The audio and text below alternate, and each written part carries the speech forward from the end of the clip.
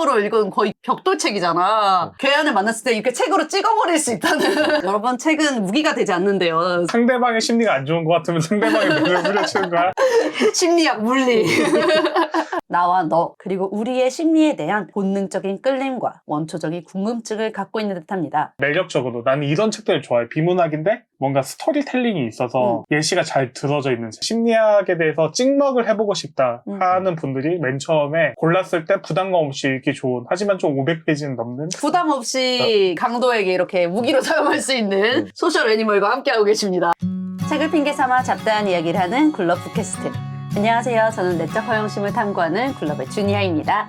안녕하세요. 굴럽의 탄탄태도입니다. 안녕하세요. 연극배우 송희근입니다. 굴럽 팟캐스트는 편안한 분위기에 잡다한 이야기를 지향하며 반모로 진행됩니다. 저희가 또 새로운 책으로 돌아왔습니다. 오늘은 조금 심리에 관한 책을 얘기를 해볼 건데, 평소에 좀 심리 관심 있어? 솔직히 세로야, 전공자니까 심리 관심 있어라고 물어보면은 너무 당연한 얘기를 하는 거지. 제가 관심이 없으면 어떡하는 거죠?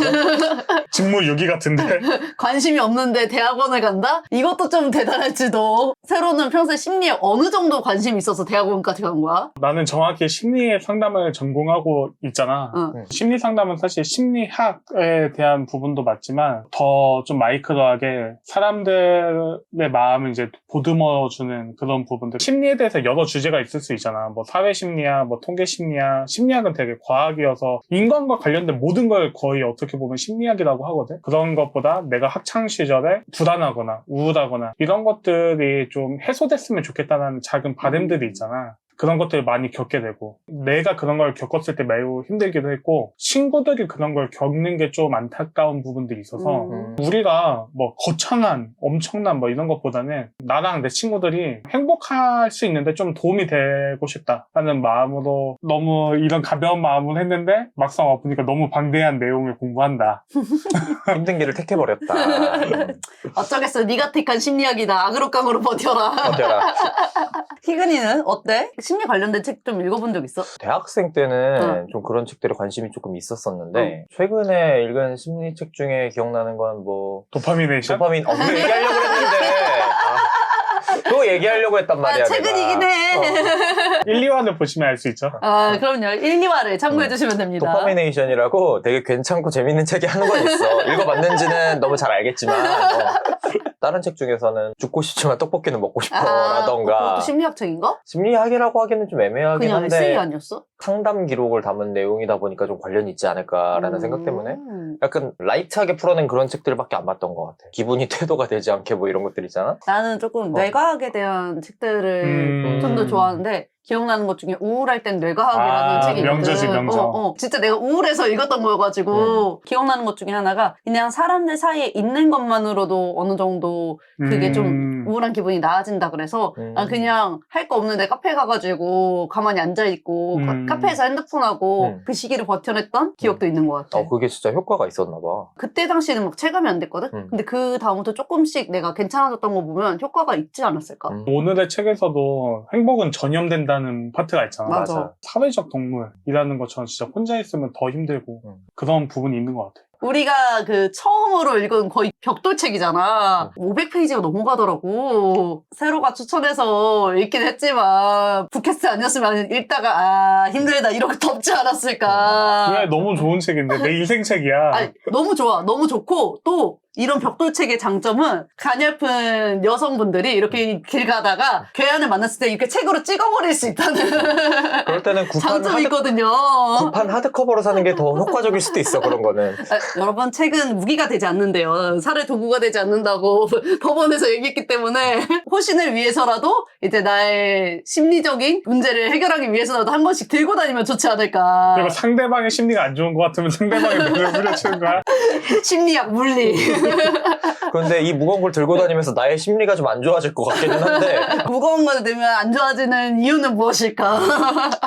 그건 그냥 무겁기 때문입니다. 굴럽 팟캐스트는 공식 인스타그램을 통해서 오늘 나누어 볼 책과 질문들을 공개하고 있습니다. 질문에 생각을 나눠주신 분들 중에서 방송에 소개되시는 분들에게는 스타벅스 기프티콘을 보내드리고 있으니까요. 많은 관심 부탁드립니다. 저희가 이렇게 심리학에 대한 이야기로 오늘의 포문을 열어봤는데요. 오늘의 주제는 바로 이 심리학에 관한 이야기입니다. 몇 년간 대한민국 모두를 과몰입하게 만든 것이 하나 있습니다. 바로 MBTI인데요. MBTI는 사람의 성격 유형을 16개로 나누어 분류하는 심리검사입니다. 저는 INFP, 열정적인 중재자죠. 사람들은 이 심리검사에 대체 왜 저도 포함해서 이토록 열광했을까요? 우리에게 MBTI가 있기 전에는 별자리나 혈액형이 있었습니다. 나와 그리고 다른 누군가의 성격을 쉽게 분류하고 설명할 수 있는 것들에 관심을 가지곤 했죠. 이만큼 우리들은 나는 누구인지, 상대방은 누구인지, 어떤 마음을 갖고 어떤 생각으로 살아가는지, 지금의 나는 어떻게 만들어졌고 앞으로의 나는 어떤 삶을 살아갈 것인지, 즉 나와 너 그리고 우리의 심리에 대한 본능적인 끌림과 원초적인 궁금증을 갖고 있는 듯합니다. 오늘의 책은 우리의 이런 궁금증을 해결해주기 위해 우리가 일생 동안 고민하고 겪게 되는 심리학적인 주제들을 총망라합니다. 아마존에서 무려 45주, 거의 1년에 가까운 시간 동안 베스트셀러였고 퍼블리셔스 위클리 베스트셀러였으며 이 책의 저자는 책을 주제로 구글, 하버드 교육대학원, 영국 총리 초청 강연까지도 진행을 했습니다. 한 남자와 한 여자의 일생을 사랑, 성공, 탄생, 죽음을 빌려 우리에게 무엇이 우리를 성취와 행복으로 이끄는가에 대해 심리학적인 답변을 제공하는데요. 오늘의 책, 데이비드 브룩스의 소셜 애니멀입니다. 와. 그럼 본격적으로 들어가 볼 텐데 이 책은 세로가 뽑았잖아. 인생책이라고도 아까 얘기했단 말이야. 데이비드 브룩스와 소셜 애니멀, 이게 어떤 책이길래 인생책이라고 뽑은 거야? 일단 나는 비문학을 좋아하기도 하고 과학의 연구 자료들을 모아두는 책들을 좀 좋아한단 말이야. 그걸 논리적으로 매끄럽게 잘 쓴 책들. 책의 짜임새 자체가 잘 돼 있다라는 생각이 들었고 매력적으로 나는 이런 책들을 좋아해. 비문학인데 뭔가 스토리텔링이 있어서 예시가 잘 들어져 있는 책. 그래서 다음에 뭐 내가 좋아하는 책들 소개할 일이 있을지 모르겠지만 나는 이런 식의 비문학들을 좀 수집하는 편인 것 같아. 아, 수집하는 거야? 비문학 수집가셨군요. 그러니까 스토리텔링이 합쳐져 있는 OKR이라는 경영기법을 다룬 책도 있는데 OKR을 창시했던 존 도어라는 사람이 만든 OKR이라는 책이 있고 다른 사람이 쓴 OKR이라는 책이 있어. 다른 사람이 쓴 OKR 책은 스타트업 창업가의 이야기를 빌려서 이 OKR을 어떻게 적용하는지를 쓴 책이거든. 그래서 나는 그 책이 더 재밌는 거야. 그것처럼 소셜 애니멀은 주니아가 말한 대로 남자와 여자의 이야기를 빌려서 그들의 탄생과 죽음부터의 이야기를 다루면서 심리학에 대한 재밌는 이야기를 다루게 되잖아. 그래서 나는 되게 매력적으로 와닿았고 심리학 개론 수업에서 심리학 개론 책들이 진짜 많이 집에 있는데 난 이 책을 처음부터 끝까지 읽는 게 너무 좀 지루했어. 왜 너무 당연한 내용들이라? 아니 그게 아니라 심리학을 잘 모를 때 이 이야기들이 그냥 맥락 없이 맨 처음에 특히 이제 심리학 개론서는 처음에 뉴런 얘기가 나오거든. 뇌과학 얘기가. 그래서 뇌과학에 뭐 세로토닌이 어쩌고 뭐 도파민이 어쩌고 여기까지 또 괜찮아. 약 얘기가 나오면 용어가 알 수 없는 용어들이 나오면서 이게 이런 효과가 있고 저런 효과가 있으니까 도파미네이션? 도파미네이션이 여기도? 그것보다 훨씬 복잡한 뭐 뉴런이 이렇게 상호작용하고 이런 뇌과학이 있어서 이런 효과가 있고 이런 얘기가 나는 심리학을 보면 사람을 어떻게 설득하는지 아니면 이 사람은 왜 이렇게 중독이 걸리는지 이런 거를 궁금해서 관심을 갖게 되잖아. 저 사람의 뇌 메커니즘은 어떤 호르몬이 작용해서 저럴까가 관심이 있어서 심리학을 보진 않잖아. 그런 사람들은 생물학과에 갔겠지. 충분히 세로라면 충분히 그랬을 것 같아가지고 저 사람은 어떤 메커니즘으로 저렇게 진상을 부릴까라고 고민할 것 같아서. 그러니까 그 메커니즘이 생물학적인 원리를 고민하진 않겠지. 맨 처음부터 생물학 얘기가 나오고 그 다음에 또 역사 얘기가 나와. 역사 얘기가 나오면 항상 나오잖아. 모든 과목. 경제학도 그렇고 뭐 철학도 그렇고 아리스토텔레스부터 나온단 말이야. 나는 사람 진짜 옛날 예적부터 나오는구나. 심리학은 아리스토텔레스, 플라톤부터 이렇게 시작이 된단 말이야. 내가 보고 싶은 게 안 나오는 거야. 심리학 개론책을 이제 수업 때 듣는 거는 억지로 들어야 되니까 듣겠지만 혼자 공부할 때 너무 재미가 없는 거야. 너무 초반에 보고 싶지 않은 내용들이 나오니까. 소셜 애니멀로 보면 소셜 애니멀은 심리학 개론을 되게 재밌는 순서로 망라해놓은. 왜냐면 시작이 남자가 여자가 왜 끌리는가로 시작한단 말이야. 맞아. 주제에서 되게 너무 처음부터 너무 관심 가는데 연애 얘기? 너무 좋아. 심리학에 대해서 찍먹을 해보고 싶다 하는 분들이 맨 처음에 골랐을 때 부담감 없이 읽기 좋은 하지만 좀 500페이지는 넘는 부담감 없이 부담감이 없구나. 오. 정말 부담감 없는 두께이지 않습니까, 여러분? 부담 없이 강도에게 이렇게 무기로 사용할 수 있는 소셜 애니멀과 함께하고 계십니다. 방패로 써도 돼요. 그러면 이제 그런 책이니까 희근이가 두 남녀 주인공의 이야기로 돼 있다 그랬잖아. 그럼 이게 어떤 이야기인지 한번 설명을 해줘. 어떤 이야기야? 이게 어떤 이야기냐면 이 책은 세로가 말한 것처럼 두 남녀의 이야기를 다루고 있는데 헤럴드와 에리카라는 한 쌍의 부부를 중심으로 이야기가 전개가 돼. 헤럴드와 에리카의 부모님의 이야기부터 시작해서 이 사람 부모님 이야기부터 거슬러 올라가? 맞아. 부모님 이야기부터 시작을 해. 그래서 헤럴드와 에리카가 어떻게 태어났고 어떤 환경에서 자랐으며 그리고 어떤 교육을 받고 어떤 일을 하고 어떻게 만나서 또 부부가 돼서 또 어떻게 성공을 하고 또 어떻게 늙어가는지 이야기를 총망라한 내용인데 여기서 헤럴드는 부유한 부모님 밑에서 태어나서 약간 풍족한 어린 시절을 보낸 남자야. 그리고 에리카는 엄마 친구의 아파트에서 어린 시절을 보낼 정도로 약간 가난한 환경에서 자랐어. 에리카는 또 중국계 엄마와 멕시코인 아빠 사이에서 태어난 소수 인종이기도 하고. 그러니까 이게 배경이 미국에서 펼쳐지는 이야기인 거지. 맞아. 미국에서 미국 남자 헤럴드와 소수 인종 미국 그러니까 전형적인 우리가 미국인을 생각하는 미국 중산층의 앵글로색슨족의 백인 남성 그렇지. 그리고 정형적인 동양의 중국계 이민 가정의 빈곤층 여성인 거네. 그렇지. That's right. 아주 잘 알고 있어. 마치 이 책을 읽어본 것 같은 걸. 그치. 헤럴드 그거네. 엘리멘탈이네. 맞는데? 엘리멘탈이다. 심지어 성격도 좀 비슷한 것 같아. 맞아. 딱 엘리멘탈 이야기네. 지금 헤럴드는 그렇게 웨이드처럼 눈물이 많진 않은걸. 아니야, 근데 헤럴드 내가 봤을 때 약간 F과야. 감성 되게 풍부하잖아. 헤럴드와 에리카는 이제 각자의 환경에서 치열하게 성장을 하면서 에리카가 회사를 차리는데 거기 직원으로 헤럴드가 들어오게 된 거야. 그러면서 둘이 만나게 돼. 사내연애네, 사내연애. 맞아. CC. 그렇게 이제 결혼을 하고 안타깝게도 에리카의 회사가 이제 폐업을 하게 되면서 일은 다른 일을 하게 되는데 두 사람이 에리카는 컨설팅 회사에 들어가서 성공 가도를 달리면서 최고 경영자까지 올라가고 헤럴드는 역사협회에 들어가서 나중에는 작가가 되기도 하는 이 두 명의 사람이 만나서 부부가 되는 그런 이야기라고 할 수 있어. 부부가 되고 끝나? 아니. 러브스토리야? 아니, 죽을 때까지 이야기를 보여줘. 근데 러브 스토리지. 러브 스토리기는 해, 사실. 왜냐면 내가 마지막 질문을 진짜 마지막 대본을 써놓은 게 책에서 마지막으로 던지는 질문이 당신은 사랑을 하셨습니까?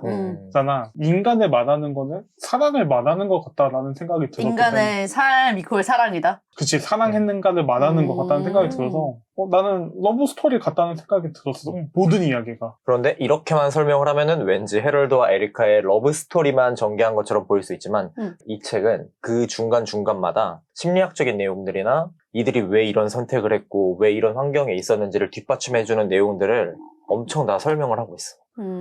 그러면서 이제 세로가 말했던 심리학 개론서 같은 느낌의 내용들도 많이 볼 수가 있지. 그리고 이 책은 제목이 소셜 애니멀이잖아. 사회적 동물. 맞아. 그래서 이 제목이 보여주는 것처럼 관계에 대해서 굉장히 많은 설명을 하고 있어. 헤럴드와 에리카 두 사람의 관계는 물론 이들이 만나는 사람들과의 관계, 이것들이 어떻게 이루어지는지, 그 상호작용이 어떻게 이루어지는지 그런 것들을 또 이론적으로 많이 설명을 해줬다라는 책이라고 할 수 있는데 난 약간 이 책을 읽으면서 트루먼 쇼를 보는 것 같은 느낌을 받기는 했어. 트루먼 쇼? 내가 헤럴드와 에리카라는 사람의 인생을 이 정말로 말 그대로 이 사람들이 태어나서 죽을 때까지의 이야기를 보는데 심지어 그거를 분석을 해놓는 내용들을 보고 있는 거잖아.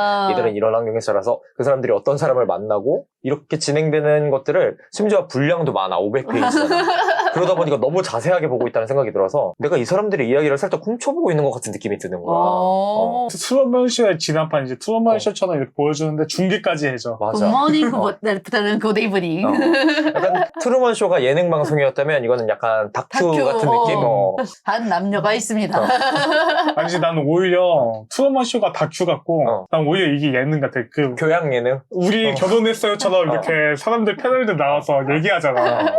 그러니까 트루먼 쇼 보면서 패널들이 나와서 대화하는 거지. 근데 이거는 약간 역사저널 그날처럼 한 명 패널만 있어가지고 이제 계속 나레이션을 해주는 거야. 뭐 꼬꼬부 같은 느낌인가? 한 남녀가 있었어.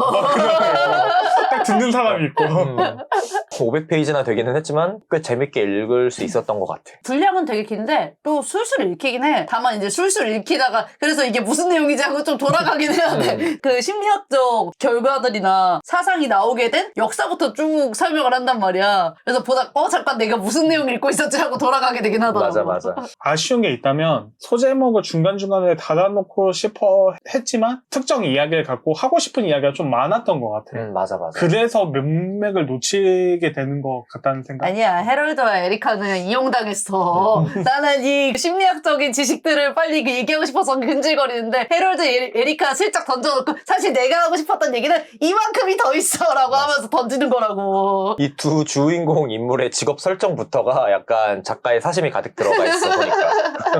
약간 직업도 작가의 사심이 들어가 있다고 좀 느꼈던 게 이 작가가 역사학을 전공했고 심리학을 또 하는 사람이고 그러다 보니까 괜히 헤럴드의 직업을 역사 큐레이터로 설정을 해놨잖아. 굳이. 역사 얘기를 너무 하고 싶은데 그러면은 헤럴드의 직업을 역사가라고 설정을 해서 역사 얘기를 하자. 그리고 약간 여주인공도 그냥 일반적인 회사가 아니라 진짜 마케팅이나 뭐 이런 게 필요한 컨설턴트 회사 맞아, 그런 맞아. 걸로 했고 심지어 나중에 정치가를 만나잖아. 맞아, 나중에는 이제 정치로 입문을 한단 말이야. 그것도 둘이. 정치계에서는 심리학적으로 다룰 내용이 너무 많으니까 일부러 그 스토리를 넣은 것 같은 느낌이 드는 거야. 그치. 사실 나도 그걸 주니아랑 어제 회의를 하면서 딱 그 얘기를 했거든. 주니아가 이 헤럴드와 에리카를 이용한다고 했을 때 그럴 수 있지만 그래도 나는 짜임새 있게 잘 만들었다고 생각을 했거든. 근데 너무 어디가 이질적이었냐면 끝부분에 애들이 갑자기 정치계에 맞아. 이거는 정말 정치를 통해서만 얘기할 수 있는 사회 전반에 대한 이야기, 맞아. 거시적인 이야기들을 꼭 하고 싶었는데 끼워 넣을 방법이 없으니까 이렇게 몰아 넣었다. 헤럴드와 에리카는 이용당했다. 갑자기 얘네들이 어디 도시에서 잘 살고 있었는데 집어가지고 갑자기 워싱턴 DC에다가 집어 던진 느낌. 내가 그래서 트루먼 쇼 같다고 느꼈나 봐. 왜냐면은 일반적인 소설은 캐릭터들이 자기 이야기를 만들어가는 느낌이 드는데 이거는 작가가 만들어 놓은 모든 배경과 그 모든 설정에서 얘네들이 그냥 살아가고 있는 느낌을 받는 거야. 얘네들이 이야기를 만들어가는 게 아니라 뭐 소설이 아니니까 맞기는 얘네가 이제 하지만 정해진 그거를 벗어나려는 행동하면은 갑자기 트루먼 쇼처럼 폭풍이 이렇게 치거나 뭔가- 여행사가 폭망하거나. 당시 순간에는 자기들이 결정해. 하지만 인생의 큰 이벤트들을 결정이 뭐 돼 있는 거야. 인력곡계를 따라다라다따라다라다따. 과연 자유의지는 있는 것인가. 그런 논쟁도 한번 생각해 볼 수 있지 않을까. 이런 좀 작가가 인위적으로 설정하긴 했지만 헤럴드와 에리카의 이야기를 통해서 탄생부터 성장까지 그 이면에 있는 심리를 한번 살펴보면 되게 좋을 것 같아. 소설 애니멀이 이게 남자 주인공인 헤럴드 부모님의 첫 만남부터 시작을 한단 말이야. 인간 서사가 그 한 사람만으로 설명되는 게 아니라 지금의 내가 있기까지 뭐 부모님의 역사, 가정의 역사, 그 모든 환경이 중요하다라는 얘기를 하는 것 같아. 챕터 1, 2를 다뤄볼 건데 거기서는 헤럴드의 부모님이 처음 만나서 결혼하는 과정을 다루잖아. 우리가 이것은 운명이라고 생각하는 것들이 무의식적인 것들의 결과라고 얘기를 한단 말이야. 그 헤럴드의 부모인 롭과 줄리아가 첫눈에 만나서 끌리고 결혼을 하는 과정까지를 다뤘는데 여기서도 첫 만남에 대한 이끌림에 대한 연구 결과들이 되게 많잖아. 슈퍼 이끌림? 첫 만남은 너무 어려워. 이거 슈퍼 이끌림은 노래 뭐였지? 슈퍼 이끌림. ETA인데 이거는.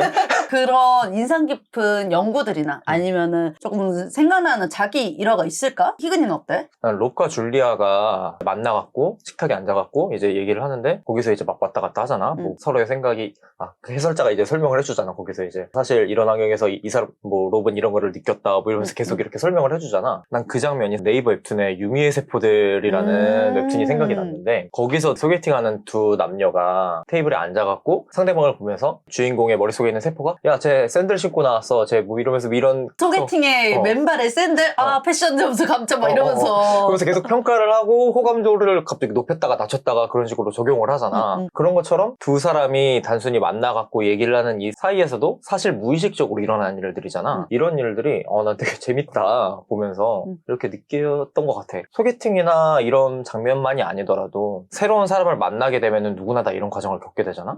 나는 얼마나 무의식적으로 이 사람들을 판단하고 결단에 왔을까라는 생각도 좀 들고. 롭과 줄리아가 무의식적으로 판단하는 것들 중에서 어떤 게 좀 흥미로운 에피소드들이 있었어? 이런 것까지 무의식으로 관찰하고 그러네? 뭐 이런 것들. 유독 1장, 2장에서는 남자, 여자로 나뉘어갖고 좀 설명하는 내용들이 많잖아. 공감은 좀 갔던 게 둘이 만나갖고 롭 같은 경우는 줄리아의 외형적인 모습이라든가 이런 것들에 있어서 엄청 파고들면서 근데 또 그게 무의식적으로 일어나는 거고 나는 남자니까 너무 이해가 가는 부분인데 나는 그 줄리아의 시점이 되게 이해가 됐는데 여자들은 본능적으로 좀 좌우의 균형이 맞고 철자 틀린 거 보고. 그거 중요하다. 소개팅 상대랑 뭐 카톡 하는데 감기 걸려서 빨리 나으세요 막 이러면은 감기 출산하라는 얘기하고 팍 식는다고 진짜. 그거 보면서 진짜 그치 이거 너무 중요하지. 무의식적으로 그냥 보게 되는 것들이거든. 맞아. 첫 만남에서 이 사람은 당신에게 호감이 있는 겁니다 라고 하는 남자들의 행동 막 이런 거 있거든. 그런 느낌도 좀 났고. 나라마다 다를 수는 있을 것 같은데 사람이면 무조건 이렇다라기보다는 소셜애니멀은 확실히 미국 사회 그리고 이게 10년 전에 쓰여졌다 보니까 미국 사회 10년 전의 사람들을 대상으로 한 연구들을 나열한 거긴 해. 그래서 전 세계 보편적인 남자들이 이렇다, 보편적인 여자들이 이렇다라고 말할 순 없지만 미국 사회가 또 우리 사회랑 자본주의고 뭐 이렇게 비슷한 문화를 공유하다 보니까 공감 가는 것들이 많이 있었지. 희근이가 말하려고 했던 시각 같은 것들. 그래서 이제 저자는 그런 얘기를 하잖아. 연구를 인용하면서 포르노를 남자들이 더 많이 보고 여자들이 덜 보는 거는 남자들이 시각에 대한 자극이 더 예민하기 때문이 아닐까. 여자가 맞아. 시각에 그 자극에 예민했으면 포르노 산업은 두 배로 커졌을 거라고. 걔가 엄청 커졌을 거라고. 되게 웃긴 게 연애에 있어서는 시각적인 면을 좀 덜 보는 것 같기도 해. 비꼬듯이 그래서 강동원 오면 뭐 거절할 거야 뭐 이런 얘기는 하지만 물론 강동원, 차은우는 천상계에 있는 사람들이기 때문에. 근데 그게 우선순위가 아니라는 거잖아. 인상이 얼굴이 여자들은 이상형을 볼 때 얼굴 뭐 이런 이상형이다 말하긴 하지만 그것보다 더 우선순위가 뭐 성격이라든지 뭐 예절이라든지 뭐 그 사람이 갖고 있는 가치관이라든지 아니면 품행, 몸을 어떻게 좀 관리하냐 뭐 이런 거라든지 이런 것들을 더 중요시. 외모로 사람이 첫인상을 좋게 받을 수 있지만 외모가 조금 내 스타일이 아닌 것 같은데 그런 것들이 커버된다면은 그게 훨씬 더 큰 우위를 차지하는 것 같아. 나 연애했거나 예전에 좋아했던 사람들을 봐도 좀 그런 느낌이 있거든. 남자들은 근데 항상 말하면 뭐 몸매든지 얼굴이든지 밈 중에 그런 거 있잖아. 10대 남자애들이 뭐 여자친구가 생겼다. 예뻐? 20대 예뻐? 30대 예뻐? 60대 예뻐? 70대 예뻐? 저는 불변이요. 면접 보러 갔는데 면접관이 여자더라고. 예뻐? 언제든 튀어나올 수 있어. 이번에 인턴이 들어왔는데 진짜 답이 없어. 그 인턴 예뻐? 남자야. 이제 여자가 물어볼 때는 그 인턴 예뻐? 예쁘디? 그치, 똑같은 질문.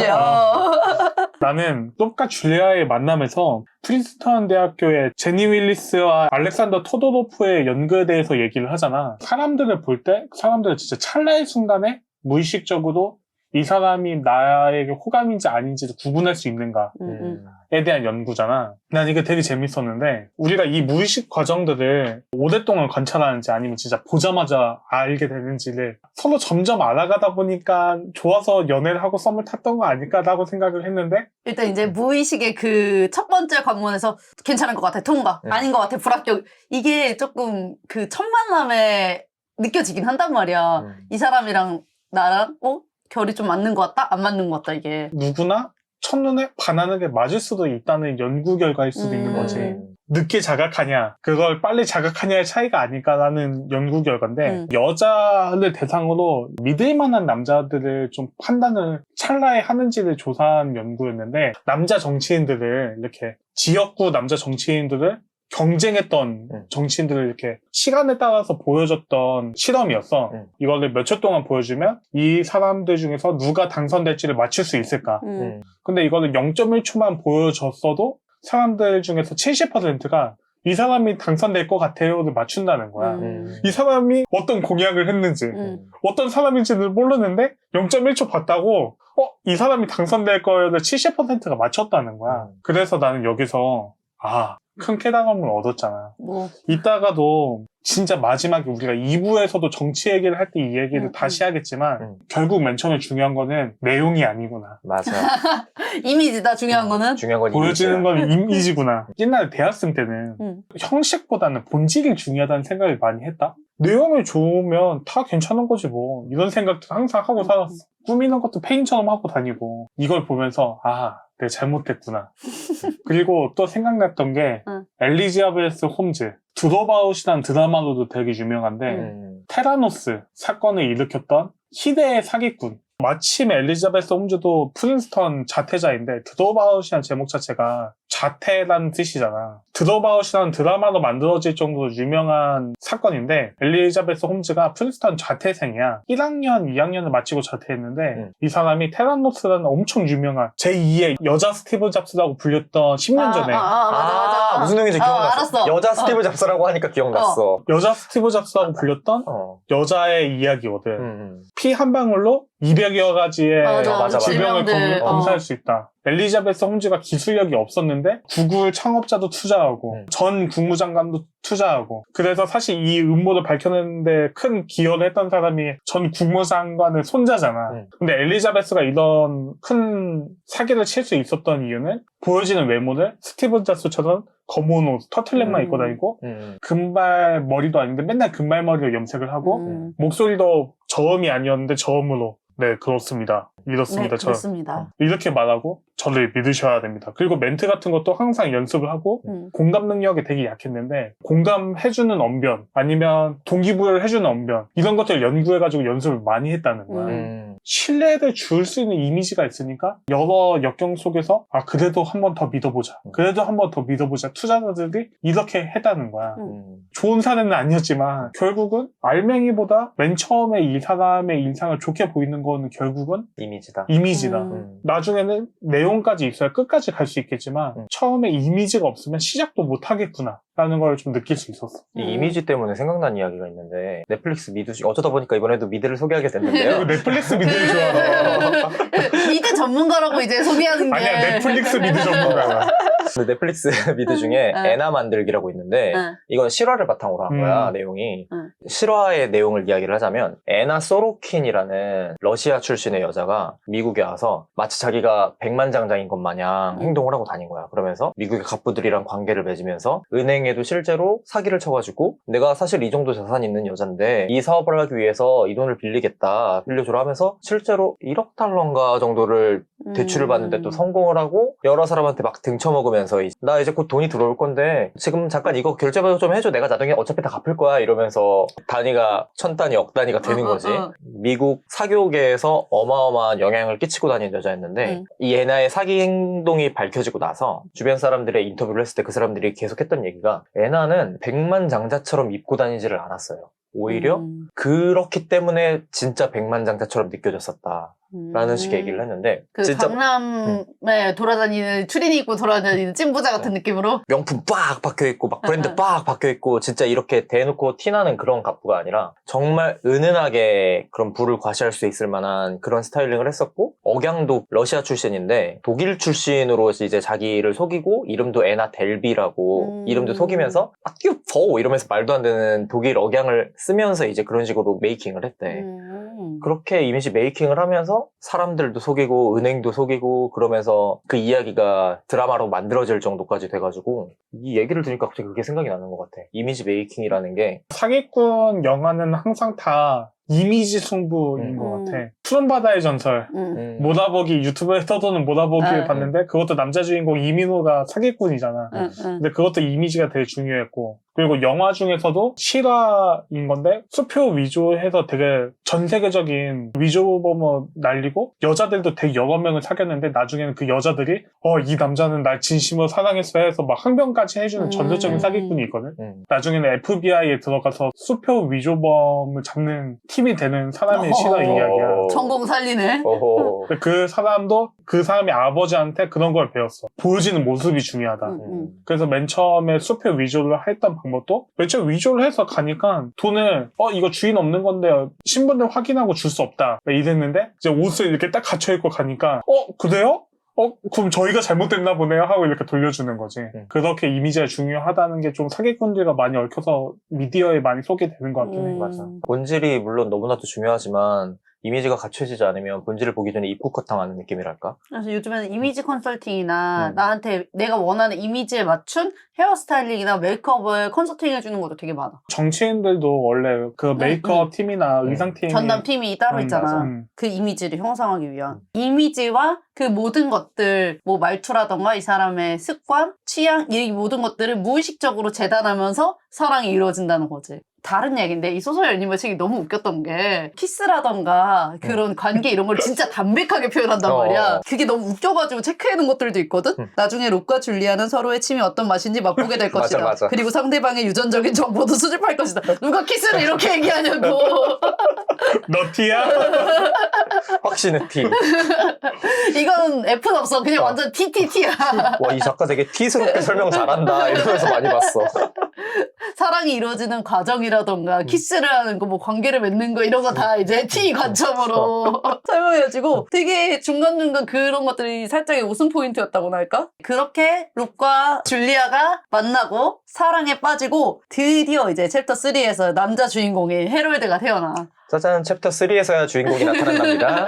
하지만 뭐 챕터가 22까지 있으니까. 앞에 초반부는 이제 부모님의 성장 과정과 부모님의 사랑 얘기를 이제 다뤘고, 사실 헤럴드는 부모님의 사랑이 어떻게 이루어졌는지를 이렇게 자세히 알고 싶지 않았을까? 책을 핑계 삼아 다양한 이야기를 하는 굴러프캐스트. 오늘은 소셜 애니멀 1부에 대해서 얘기를 해봤는데요. 이 책의 두께만 보시면은 조금 겁먹을 수 있는데 실상 들여다보면은 좀 더 재미있는 심리학적인 이야기들과 헤럴드와 에리카의 생애를 통해서 조금 더 재미있는 이야기들을 따라갈 수 있으니까요. 두려워하지 말고 한번 펼쳐보셔도 재밌을 것 같습니다. 책을 핑계 삼아 다양한 이야기를 하는 굴러프캐스트 1부는 여기까지고요. 저희는 2부로 돌아오겠습니다. 안녕. 안녕. 안녕.